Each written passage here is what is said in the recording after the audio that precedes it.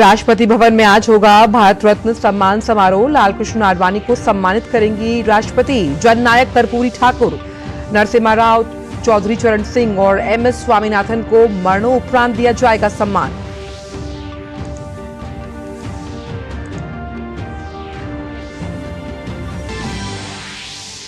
लोकसभा चुनाव के पहले चरण के लिए नाम वापसी का आज अंतिम दिन। वहीं बिहार में पहले चरण के नामांकन पत्रों की आज होगी जांच। सिक्किम और अरुणाचल विधानसभा चुनाव में उम्मीदवारी वापस लेने का आज आखिरी मौका।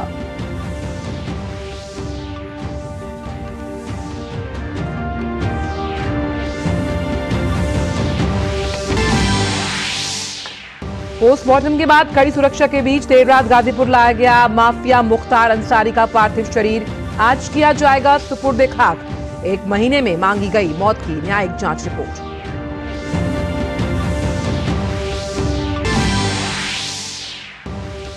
ईडी सीबीआई के बाद अब इनकम टैक्स विभाग को भी राहुल गांधी ने दी धमकी। आयकर नोटिस के खिलाफ आज देश भर में कांग्रेस का आंदोलन। भाजपा ने कहा संविधान और कानून से ऊपर नहीं है कांग्रेस।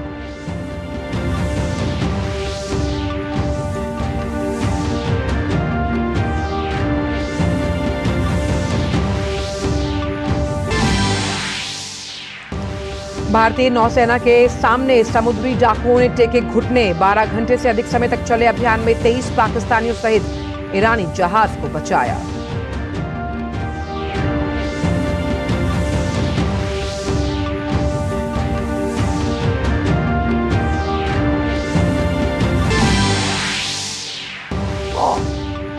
मियामी मास्टर्स के फाइनल में आज रोहन बोपन्ना और मैथ्यू अब्डेन की जोड़ी पर नजर। क्रोएशिया के डोडिज और अमेरिकी क्रेजिस्क की जोड़ी से होगा मुकाबला।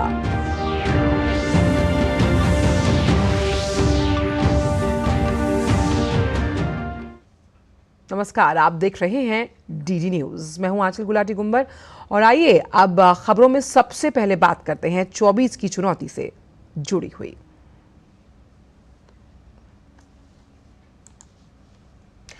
तो लोकसभा चुनाव के पहले चरण के लिए नाम वापसी का आज अंतिम दिन है। पहले चरण में 102 सीटों पर 19 अप्रैल को मतदान होना है। पहले चरण में सबसे ज्यादा तमिलनाडु की 39 सीटों पर चुनाव होगा। इसके साथ ही राजस्थान की 12, उत्तर प्रदेश की 8, मध्य प्रदेश की 6, असम, उत्तराखंड और महाराष्ट्र की 5-5, बिहार की 4, पश्चिम बंगाल की 3, अरुणाचल प्रदेश, मणिपुर, मेघालय की 2-2, मिजोरम, नागालैंड, अंडमान निकोबार, जम्मू कश्मीर, लक्षद्वीप, पुडुचेरी, सिक्किम, छत्तीसगढ़ और त्रिपुरा की 1-1 सीट पर मतदान होगा। इसमें केवल बिहार में 2 अप्रैल तक नाम वापस लिए जा सकते हैं।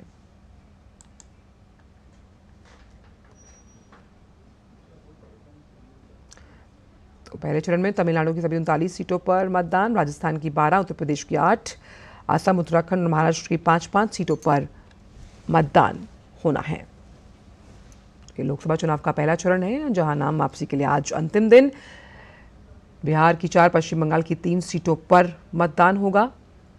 अरुणाचल प्रदेश, मणिपुर, मेघालय की 2-2 सीटों पर मताधिकार का इस्तेमाल करेंगे वोटर्स। नागालैंड, अंडमान निकोबार, जम्मू कश्मीर की 1-1 सीट पर मतदान होना है।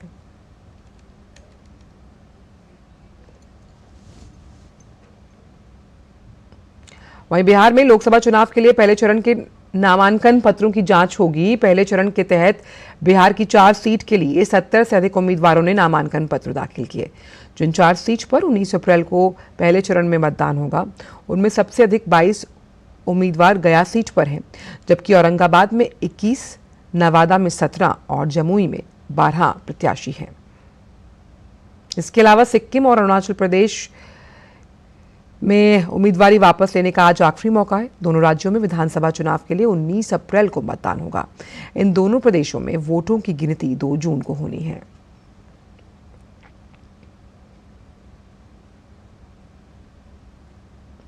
बात झारखंड की, जहां सरायकेला खरसावां जिले में मतदाताओं को जागरूक करने के लिए लगातार अभियान चलाया जा रहा है। प्रशासन की ओर से हस्ताक्षर और सेल्फी अभियान के साथ रंगोली प्रतियोगिता का भी आयोजन किया गया, जिसमें हर किसी की भागीदारी देखी गई। देखते हैं रिपोर्ट। सरायकेला खरसावां जिले में मतदाताओं को जागरूक करने के लिए जिला निर्वाचन पदाधिकारी सह उपायुक्त रविशंकर शुक्ला ने हस्ताक्षर और सेल्फी अभियान की शुरुआत की। उन्होंने कहा कि जिले के सभी सरकारी कार्यालय में यह अभियान चलाया जाएगा ताकि लोगों को मतदान के प्रति अधिक से अधिक जागरूक किया जा सके। तो आप सबों के माध्यम से सभी मतदाताओं से यह अनुरोध है कि अपने मताधिकार का प्रयोग अवश्य करें। आज इस क्रम में समाहरणालय में हस्ताक्षर अभियान तथा सेल्फी अभियान प्रारंभ किया गया है। उधर नगर पंचायत में भी मतदाताओं को जागरूक करने के लिए रंगोली प्रतियोगिता आयोजित की गई। इसमें महिलाओं की खूब भागीदारी दिखी। इस दौरान महिलाओं ने छोड़ो अपने सारे काम, पहले चलो करें मतदान थीम को ध्यान में रखकर एक से बढ़कर एक रंगोली बनाई। नगर पंचायत सरायकेला कार्यालय में हम लोग महिला समितियों को बुलाकर जन जागरूकता फैलाने के लिए मतदान के प्रति यहाँ भी जितनी भी एसएचजी महिलाएं एसएचजी ग्रुप बना है उनके द्वारा हम लोगों ने एक रंगोली का प्रोग्राम रखा है, जिससे ये है कि जो आगे आगामी लोकसभा चुनाव आने वाले हैं उसमें महिलाओं की जागरूकता बहुत आवश्यक है। आज हम लोग का नगर पालिका में मतदान के बारे में हम लोग शपथ पत्र में शपथ लिए हैं। उसके बाद हम लोग निष्पक्ष और बिना प्रलोभन से वोट करेंगे। इसी के बारे में जितने महिला वर्णों को जागरूक किया जा रहा है। मौके पर मौजूद कार्यपालक पदाधिकारी दीपक कुमार ने कहा कि सरायकेला नगर पंचायत क्षेत्र में मतदाताओं को जागरूक करने के लिए लगातार इस तरह के कार्यक्रम आयोजित किए जा रहे हैं। उन्होंने कहा कि इस बार लोकतंत्र के इस महापर्व को लेकर लोगों में भी खासा उत्साह दिख रहा है। आज हम लोगों ने वोटर अवेयरनेस के लिए एसएचजी महिलाओं को बुलाया था ताकि हम लोगों को या फिर स्त्रियों के पार्टिसिपेशन को बढ़ा सकें, और इसके लिए उनका प्रयास जो है सराहनीय है और उनके द्वारा ये संकल्प भी लिया गया है, जो वोटिंग का एक हम लोग शपथ लेते हैं वो भी लिया गया है। पिछले लोकसभा चुनाव में यहाँ करीब 69% मतदान हुआ था। प्रशासन की ओर से यह कोशिश की जा रही है कि इस मत प्रतिशत को बढ़ाया जाए और इसी को लेकर शहरी इलाकों के साथ ही ग्रामीण इलाकों में भी मतदाता जागरूकता के लिए विशेष अभियान चलाए जा रहे हैं। सरायकेला खरसावां से अनूप मिश्रा के साथ मैं दिवाकर कुमार। और लोकसभा चुनाव नजदीक आते ही कांग्रेस पार्टी के अंदर ईवीएम को लेकर असंतोष के सुर सुनाई देने शुरू हो गए हैं। चुनाव में नेता वादों और मुद्दों पर चुनाव लड़ते हैं, लेकिन कांग्रेस पार्टी के लिए जनता से बड़ा मुद्दा ईवीएम है। कांग्रेस पार्टी चुनाव के दौरान ईवीएम के विकल्प ढूंढने में लग गई है। चुनाव नजदीक आते ही कांग्रेस पार्टी ईवीएम का दुखड़ा रोना शुरू कर देती है। ईवीएम को लेकर कांग्रेस की दोहरी नीति है। अगर चुनाव में कांग्रेस जीतती है तो ईवीएम सही है, लेकिन अगर पार्टी को चुनाव में हार का सामना करना पड़े तो ईवीएम गलत हो जाता है। शुक्रवार को छत्तीसगढ़ के पूर्व मुख्यमंत्री और राजनांदगांव लोकसभा प्रत्याशी भूपेश बघेल ने कई जगहों पर चुनावी सभाएं की। जनता के सामने मुद्दों के साथ चुनाव में जाने के बजाय कांग्रेस अजीब हथकंडे अपना रही है। कांग्रेस नेता भूपेश बघेल ने पाटन विधानसभा क्षेत्र में कार्यकर्ताओं को संबोधित किया। उन्होंने कार्यकर्ताओं से एक सीट पर कांग्रेस के सभी कार्यकर्ताओं को नामांकन दाखिल करने की अपील की। तर्क ये कि अगर एक सीट पर उम्मीदवारों की संख्या 375 से अधिक होगी तो चुनाव आयोग को बैलेट पेपर से चुनाव कराने के लिए बाध्य होना होगा।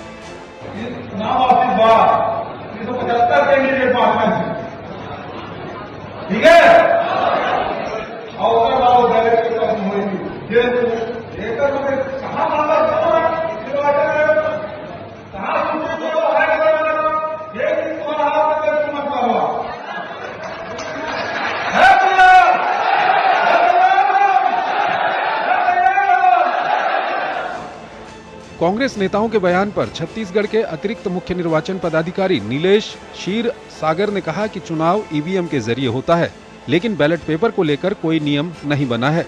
भारत निर्वाचन आयोग द्वारा भी पूर्व में भी ये स्पष्ट किया गया है कि ईवीएम को किसी भी तरह छेड़छाड़ करना, उसको हैक करना बिल्कुल ही असंभव सी चीज़ है, तो उस पर शंका उठाना सही नहीं है। ऐसा कोई नियम बना नहीं है।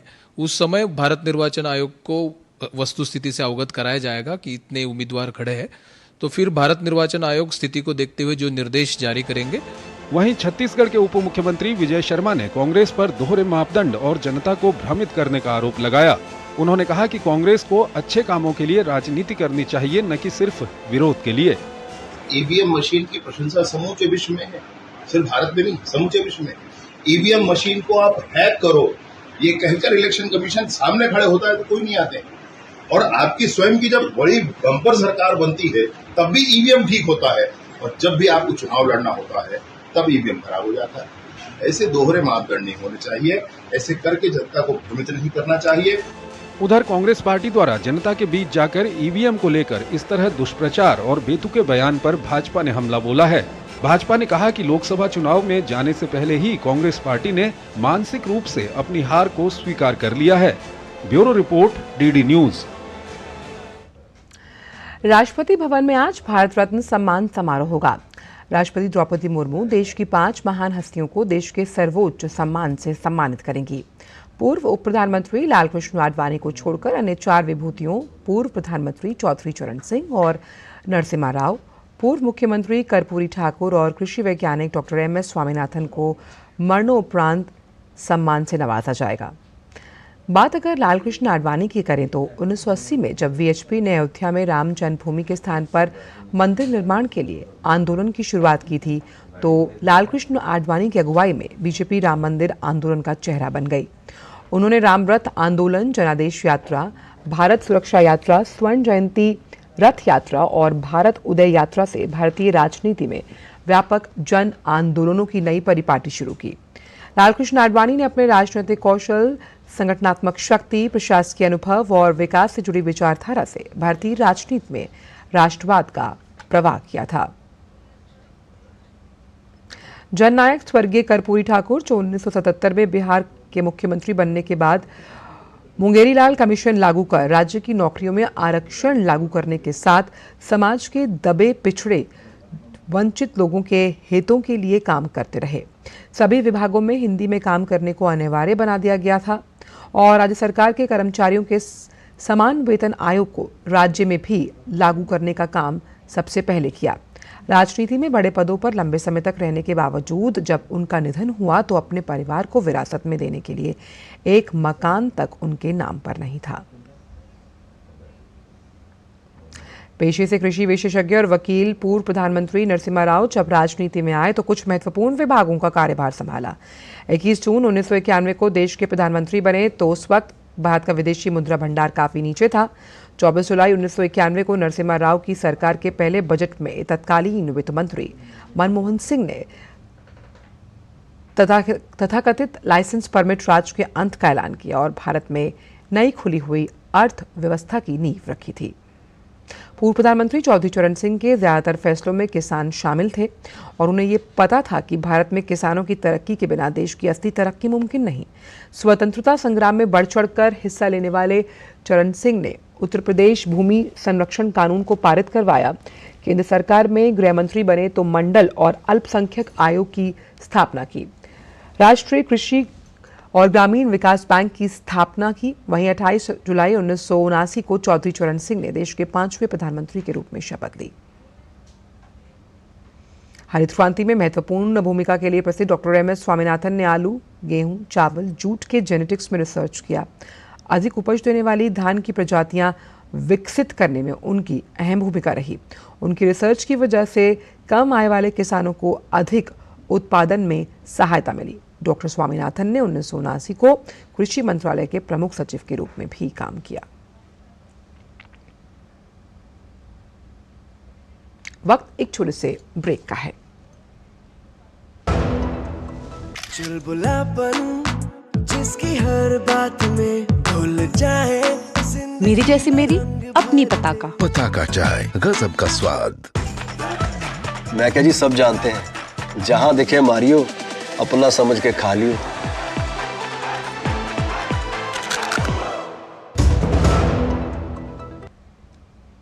ब्रेक के बाद सभी का स्वागत है और अब बात खबरों में करते हैं माफिया मुख्तार अंसारी की मौत से जुड़ी हुई। पोस्टमार्टम के बाद कड़ी सुरक्षा के बीच देर रात मुख्तार अंसारी का पार्थिव शरीर गाजीपुर लाया गया। आज मुख्तार को सुपुर्दे खाक किया जाएगा। वहीं बांदा के मुख्य न्यायिक मजिस्ट्रेट ने मुख्तार अंसारी की मौत की जांच के लिए 3 सदस्यों की टीम नियुक्त की है, जो इस महीने में अपनी रिपोर्ट सौंपेगी। देखिए उससे जुड़ी ये खास रिपोर्ट।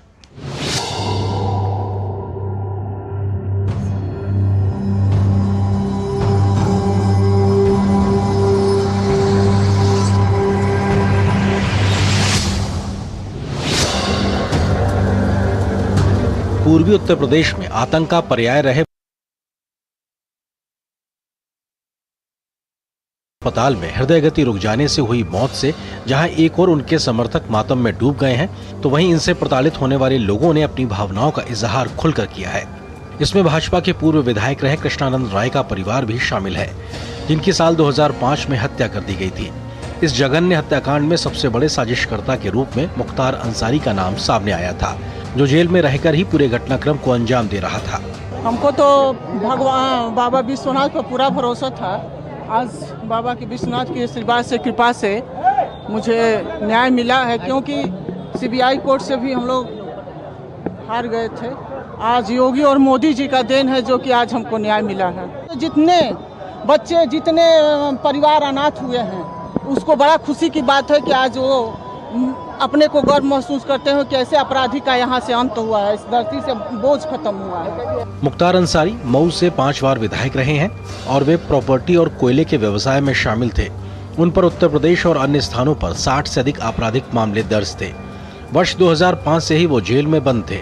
उनकी मौत के बाद उत्तर प्रदेश में धारा 144 के तहत निषेधाज्ञा लागू कर दी गई है। एहतियात के तौर पर प्रदेश के गाजीपुर, मऊ, वाराणसी और पूर्वी उत्तर प्रदेश के अन्य जिलों में सुरक्षा कड़ी कर दी गई है। पूरे प्रदेश में हाई अलर्ट घोषित किया गया था। कई जनपदों में एक्स्ट्रा फोर्स भेजी गई थी। पूर्व से भी इलेक्शन के कारण काफी फोर्स जनपदों में मौजूद है। कहीं कोई समस्या नहीं हुई है और सभी जगह फोर्सेज अलर्ट पर हैं। जो एक्स्ट्रा फोर्सेज की डिप्लॉयमेंट थी वो भी की गई है। इस बीच मुख्तार अंसारी के बेटे उमर अंसारी की मांग पर मौत के मामले में न्यायिक जांच के आदेश दिए गए हैं। इस मामले में 1 महीने के भीतर जांच रिपोर्ट मांगी गई है। 1-2 दिन के बाद जब तदफीन हो जाएगी तब इसके बारे में हम लोग न्यायपालिका से उम्मीद करेंगे कि जो हम आशंका जता रहे हैं उस पे जांच हो, वार्ता करेंगे अपने सारे लीगल टीम से। उत्तर प्रदेश के 2 प्रमुख दलों समाजवादी पार्टी और बहुजन समाज पार्टी पर मुख्तार अंसारी को संरक्षण देने का आरोप लगता रहा है। राजनीतिक वरदहस्त के कारण ही वो कई बार कानून के हाथों से छूटता रहा, जिसकी पुष्टि पूर्व उप पुलिस अधीक्षक शैलेंद्र सिंह ने भी की है। सरकार द्वारा जब समर्थन ऐसे माफियाओं को हो जाए तो आप समझ सकते हैं। खुली जीप में मऊ दंगों में घूमता था जहाँ कर्फ्यू लगा है, तो मैंने स्टैंड लिया उसके प्रति कि नहीं, ये गलत है और ये हो, इसको जेल जाना होगा। लेकिन मुलायम सिंह की सरकार तत्कालीन अल्पमत की सरकार थी, किसी भी कीमत पे इसको बचाना चाहते थे और उन्होंने अंत में हम लोग पर प्रेशर बनाया, अधिकारियों पर प्रेशर बनाया। जब कोई नहीं सुना तो आईजी जोन जो थे उनका ट्रांसफ़र, डीआईजी रेंज का ट्रांसफ़र, एसएसपी एसटीएफ हमारे थे उनका ट्रांसफ़र, और अंत में ऐसा माहौल बनाया गया कि मुझे भी रिजाइन करना पड़ा 15 दिन बाद ही। बाहुबली नेता मुख्तार अंसारी को सुपुर्दे खाक करने की तैयारी की जा रही है। उन्हें बांदा से गाजीपुर लाने के बाद सुपुर्दे खाक किया जाएगा। एहतियात के तौर पर जिले में भारी सुरक्षा व्यवस्था की गई है। ब्यूरो इनपुट के साथ लखनऊ से रामेंद्र सिंह की रिपोर्ट, डीडी न्यूज। देश की संस्थाओं को लगातार धमकियां देने को लेकर कांग्रेस सवालों के घेरे में है। पार्टी सांसद राहुल गांधी ने सोशल मीडिया प्लेटफॉर्म एक्स पर पोस्ट करके एजेंसियों को फिर खुली धमकी दी। आयकर नोटिस के खिलाफ आज देश भर में कांग्रेस आंदोलन करेगी। कांग्रेस की धमकियां सोशल मीडिया तक सीमित नहीं। शुक्रवार शाम डीडी न्यूज के प्राइम टाइम शो में कांग्रेस प्रवक्ता ने जब इनकम टैक्स के मामले में उनसे सवाल किया गया तो उन्होंने सबक सिखाने की वो धमकी दे डाली। संस्थाओं की आजादी की दुहाई देने वाली कांग्रेस इन्हीं संस्थाओं को खुलेआम धमकी देने से बाज नहीं आ रही है। कांग्रेस सांसद राहुल गांधी ने शुक्रवार शाम अपने सोशल मीडिया प्लेटफॉर्म एक्स पर एक बार फिर खुली धमकी दी। उन्होंने लिखा कि जब सरकार बदलेगी तो लोकतंत्र का चीर हरण करने वालों पर कार्रवाई जरूर होगी और ऐसी कार्रवाई होगी कि दोबारा फिर किसी की हिम्मत नहीं होगी ये सब करने की, ये मेरी गारंटी है। राहुल ने अपनी पोस्ट में एक पुराने बयान का वीडियो भी लगाया। दरअसल 15 मार्च को राहुल गांधी पत्रकारों से बात करते हुए एजेंसियों को ऐसे ही खुली धमकी दे रहे थे। उनको ये भी सोचना चाहिए,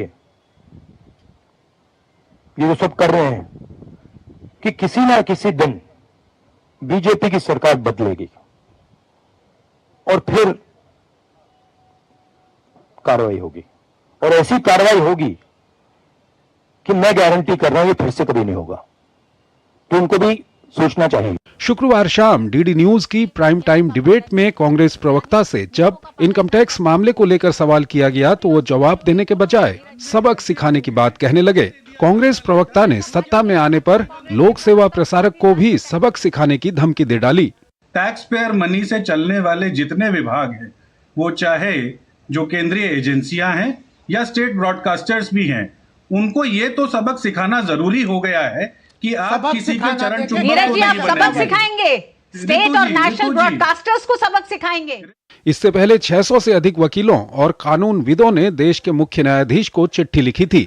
इसमें उस निहित स्वार्थ समूह की शिकायत की गई थी जो अपने हितों के लिए न केवल न्यायपालिका पर दबाव बना रहा है बल्कि अदालतों को बदनाम भी कर रहा है। इस चिट्ठी के बाद प्रधानमंत्री नरेंद्र मोदी ने प्रतिबद्ध न्यायपालिका की कांग्रेस की पुरानी चाहत की याद दिलाते हुए कटाक्ष किया था कि कांग्रेस पार्टी राष्ट्र के प्रति किसी भी प्रतिबद्धता से बचती है।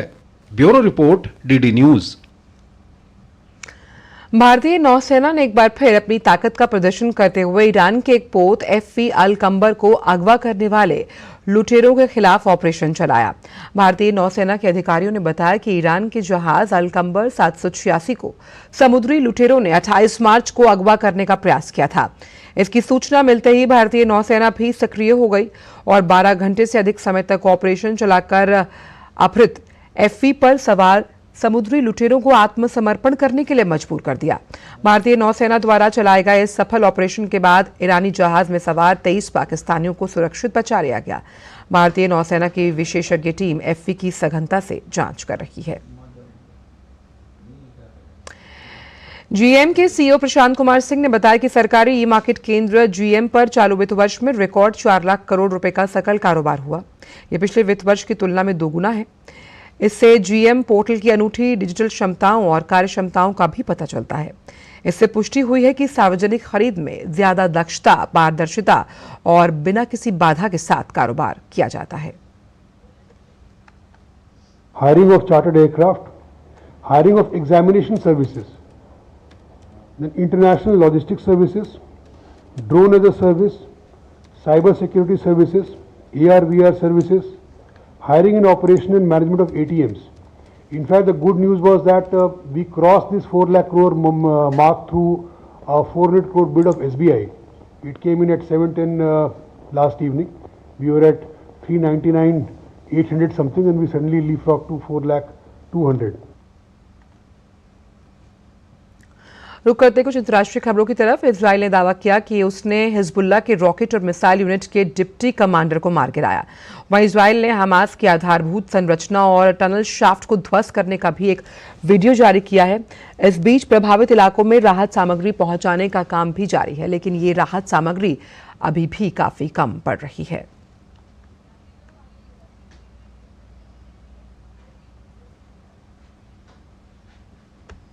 रुक करते हैं खेल जगत से जुड़ी खबरों का। भारतीय दिग्गज टेनिस खिलाड़ी रोहन बोपन्ना अपने ऑस्ट्रेलियाई जोड़ीदार मैथ्यू एबडेन के साथ आज मियामी मास्टर्स के फाइनल में कोर्ट पर उतरेंगे। प्रतियोगिता के पुरुष युगल वर्ग के खिताबी मैच में भारत ये ऑस्ट्रेलियाई जोड़ी का सामना क्रोएशिया की इवान डोडिच और अमेरिका के ऑस्टिन क्रेजिस्क की जोड़ी से होना है।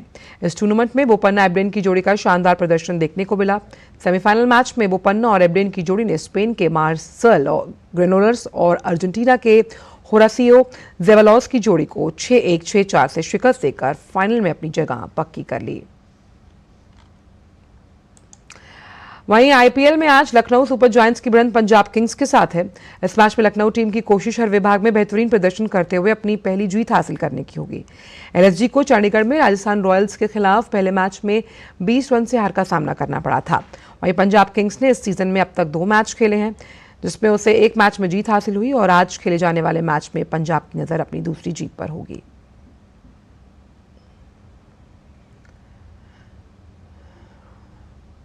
मैड्रिड में चल रही स्पेन मास्टर्स बैडमिंटन चैंपियनशिप में पीवी सिंधु का सफर समाप्त हो गया।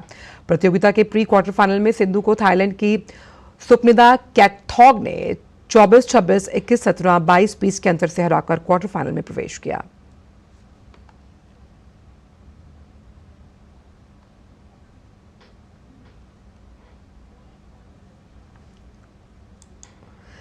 अश्विनी पोनप्पा और तनीषा क्रास्टो की जोड़ी को Madrid Spain master badminton championship में हार का सामना करना पड़ा।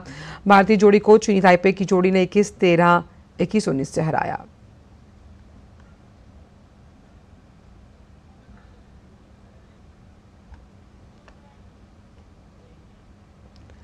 और फिलहाल समाचारों में इतना ही। दीजिए इजाजत, नमस्कार।